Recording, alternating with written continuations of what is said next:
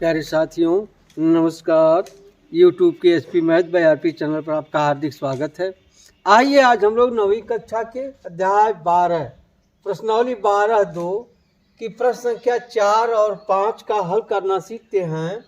प्रश्न संख्या 4 है, एक त्रिभुज और एक समांतर चतुर्भुज का एक ही आधार है। देखिए, एक यह त्रिभुज है और एक समांतर चतुर्भुज है, एक ही आधार है और क्षेत्रफल भी समान है। यह त्रिभुज की भुजाएं 26, 28 और 30 सेंटीमीटर हैं तथा समांतर चतुर्भुज 28 सेंटीमीटर के आधार पर स्थित है। तो उसकी संगत ऊंचाई ज्ञात कीजिए। संगत ऊंचाई ज्ञात करनी है। तो आइए देखते हैं, इसका नाम लिख लेते हैं। माना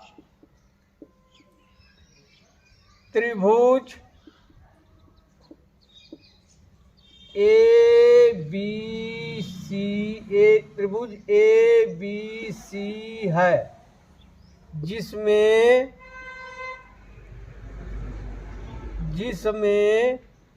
ए बी बराबर 30 सेंटीमीटर, बी सी बराबर 28 सेंटीमीटर और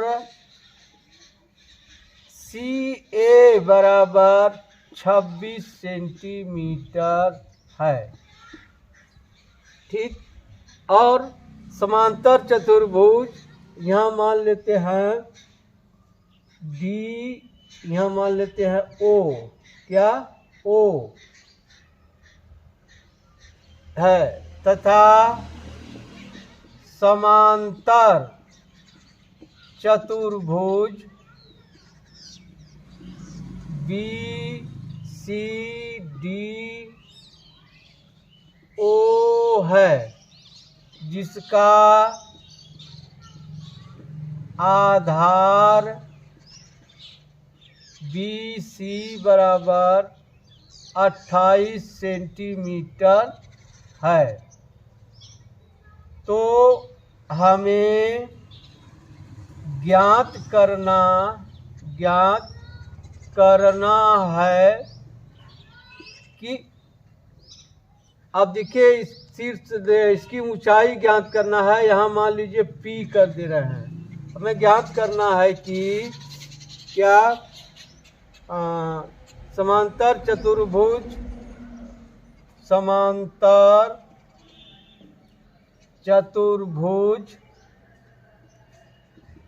की संगत ऊंचाई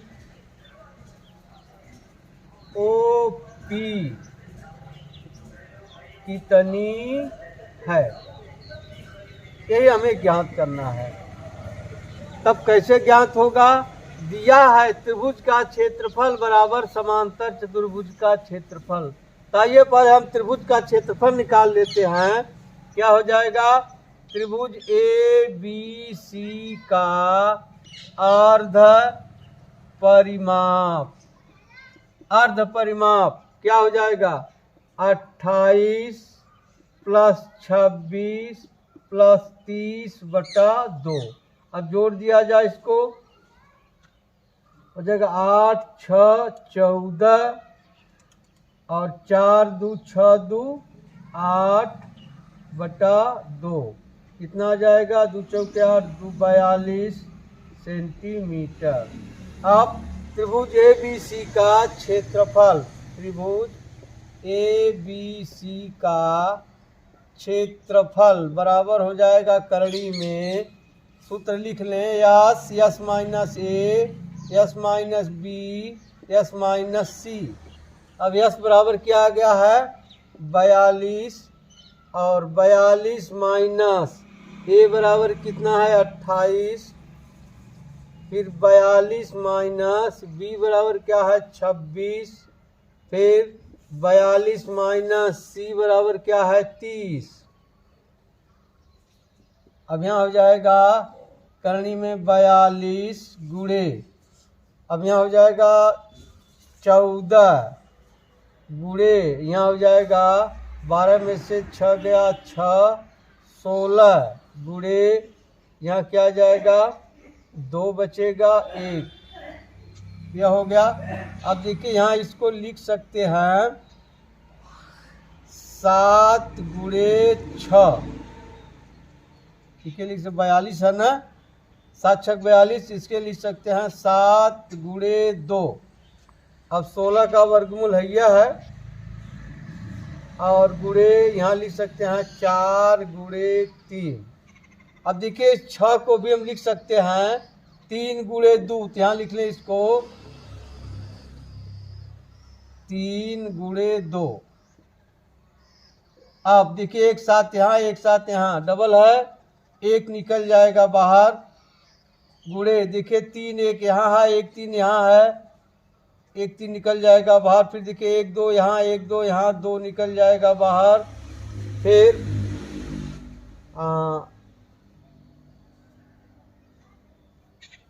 ये निकल ही चुका है।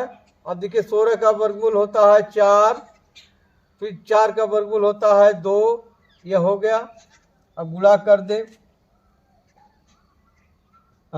4 दूनी 8 दूनी 16, 3 48, 7 8 56, 7 चौक 28, 5 33, कितना हो जाएगा 28 5, या मत करिए, इसी तरह रहने दीजिए, कोई दिक्कत नहीं है। अब दिया है, यहाँ लिख लीजिए वर्ग सेंटीमीटर। दिया है समांतर चतुर्भुज का क्षेत्रफल बराबर त्रिभुज का क्षेत्रफल। अब समांतर चतुर्भुज का क्षेत्रफल क्या होगा, आधार गुणे ऊंचाई, तो आधार है BC गुणे ऊंचाई है OP, बराबर हो जाएगा त्रिभुज क्षेत्रफल अभी निकाले हैं क्या, 7 गुणे 3 गुणे 2 गुणे 4 गुणे 2। अब BC बराबर कितना है 28, क्या हो जाएगा 28 गुणे OP बराबर 7 गुणे 3 गुणे 2 गुणे 4 गुणे 2, इसलिए OP बराबर क्या हो जाएगा 7 गुणे 3 गुणे 2 गुणे 4 गुणे 2 बटा 28। अब देखिए कटेगा 7 चौक 28, 4 से 1 कट गया, आ गया 3 दूनी 6 दूनी 12। अब 12 क्या है शीर्ष लंब है, आ जाएगा सेंटीमीटर। यही होगा, क्या उत्तर होगा, समांतर चतुर्भुज की संगत ऊंचाई। उत्तर क्या हो जाएगा, समांतर चतुर्भुज की संगत ऊंचाई। क्या, समांतर चतुर्भुज की संगत ऊंचाई बराबर 12 सेंटीमीटर। आइए एक बार फिर देख लीजिए। अब देखिए आखिर चाहे आप जैसे बनाइए, आप हो सकता है त्रिभुज इधर बना दें, कोई दिक्कत नहीं, आप इधर बनाएं कोई दिक्कत नहीं, आप इधर बना देंगे कोई दिक्कत नहीं, चाहे जैसे बनाइए, आधार दोनों का एक होना चाहिए 28 सेंटीमीटर। अब क्या करेंगे, माना त्रिभुज ABC है, जिसमें AB बराबर 30 सेंटीमीटर, BC बराबर 28 सेंटीमीटर, CA बराबर 26 सेंटीमीटर तथा समांतर चतुर्भुज BCDO है, जिसका आधार BC बराबर 28 सेंटीमीटर है। तो हमें ज्ञात करना है कि समांतर चतुर्भुज की संगत ऊंचाई OP कितनी है। अब कैसे ज्ञात करेंगे, देखिए त्रिभुज ABC का अर्धपरिमाप निकाल लीजिए, आ जाएगा 42 सेंटीमीटर। अब त्रिभुज ABC का क्षेत्रफल निकाल लीजिए, इसमें इतना निकाल लीजिए। इसका गुणा इसलिए नहीं किया गया कि समांतर चतुर्भुज का क्षेत्रफल त्रिभुज के क्षेत्रफल के बराबर है, कुछ कटेगा, गुणा करने से कोई फायदा नहीं। अब दिया है समांतर चतुर्भुज का क्षेत्रफल बराबर त्रिभुज का क्षेत्रफल, समांतर चतुर्भुज का क्षेत्रफल होता है आधार गुणे ऊंचाई, 28 गुणे OP। अब क्या हो, OP बराबर 12 सेंटीमीटर, हल करने पर आ गया, अतः समांतर चतुर्भुज की संगत ऊंचाई बराबर 12 सेंटीमीटर। ठीक, अब आइए अगला प्रश्न देखते हैं। प्रश्न 5 है, एक समचतुर्भुजाकार घास के खेत में, एक समचतुर्भुजाकार घास के खेत में 18 गायों के चरने के लिए घास है। 18 गायों के चरने के लिए घास है। यदि समचतुर्भुज की प्रत्येक भुजा 30 मीटर है और बड़ा विकर्ण 48 मीटर है तो प्रत्येक गाय को चरने के लिए इस घास के खेत का कितना क्षेत्रफल प्राप्त होगा। देखिए एक समचतुर्भुज है इस तरह से, इसकी चारों भुजाएं आपस में बराबर हैं। क्या कर रहा, यह चतुर्भुज की प्रत्येक भुजा 30 मीटर, देखिए यह भी 30 मीटर है, यह भी 30 मीटर है, यह भी 30 मीटर है और यह भी 30 मीटर है। और कह रहा बड़ा विकर्ण 48 मीटर है। बड़ा विकर्ण कितना है? 48 मीटर है। बड़ा विकर्ण कितना है? 48 मीटर है। तो प्रत्येक गाय को चरने के लिए इस घास के खेत का कितना क्षेत्रफल मिलेगा। अब इसका क्षेत्रफल निकालना है। कैसे निकलेगा? देखिए इसमें दो त्रिभुज है, एक त्रिभुज ये हो गया, एक त्रिभुज ये हो गया, दो त्रिभुज है। तो आइए पहले त्रिभुज का अर्ध परिमाप, क्या पहले त्रिभुज का अर्ध परिमाप यस बराबर क्या हो जाएगा? 30 धन 30 धन 48 बटा 2। अब 30 30 60, 60 40 100 108 बटा 2, यानी क्या आ गया? 2 पच्चे 10, 2 चौके 8, 54 मीटर। अब यहाँ निकाल लीजिए पहले त्रिभुज का क्षेत्रफल, वही सूत्र है करनी में S, S minus A, S minus B, S minus C. आप अभ्यास करते समय हर सवाल में लिखिएगा जिससे अभ्यास हो जाएगा। अब यस बराबर कितना आया है? 54। 54 माइनस ए बराबर है 30, फिर 54 माइनस 30, 54 माइनस 48। अब यहाँ हो जाएगा 54 गुणे, यहाँ बचेगा 4, यहाँ बचेगा 2। 54 में से 30 निकल जाएगा 24, फिर यहाँ आ जाएगा गुणे 24 गुणे, अब 14 में से 8 गया 6 और 48 6 54, नहीं हो गया। अब देखिए 24 गुणे 24 का जोड़ा तो बन गया है। अब यहाँ आ जाएगा 9 गुणे 6 गुणे 24 गुणे 24 गुणे 6। अब देखिए 9 का वर्गमूल 3 होगा।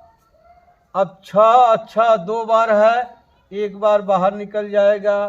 फिर 24 24 भी जोड़ा है, एक बार बाहर निकल जाएगा। ये हो गया। अब आ गया 24 तिया 72, 72 गुणे 6, 6 दूनी 12, 6 सते 42, 1 43, कितना आ गया? 432 वर्ग मीटर। अब दूसरे भाग का क्षेत्रफल, क्या दूसरे भाग का क्षेत्रफल, पहला भाग दूसरे भाग के क्षेत्रफल के बराबर है। क्या लिख देंगे? बराबर हो जाएगा 432 वर्ग मीटर। क्यों? हम जानते हैं कि सम क्या है? सम चतुर्भुज है ना, सम चतुर्भुज के विकर्ण दो समान क्षेत्रफल वाले त्रिभुजों में विभक्त करते हैं।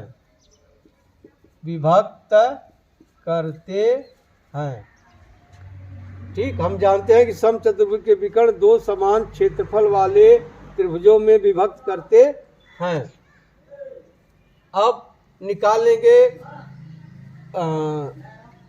घास के खेत का क्षेत्रफल या पूरे मैदान का क्षेत्रफल बराबर हो जाएगा 432 धन 432 बराबर हो जाएगा 2 2 4 3 3 6 864 वर्ग मीटर।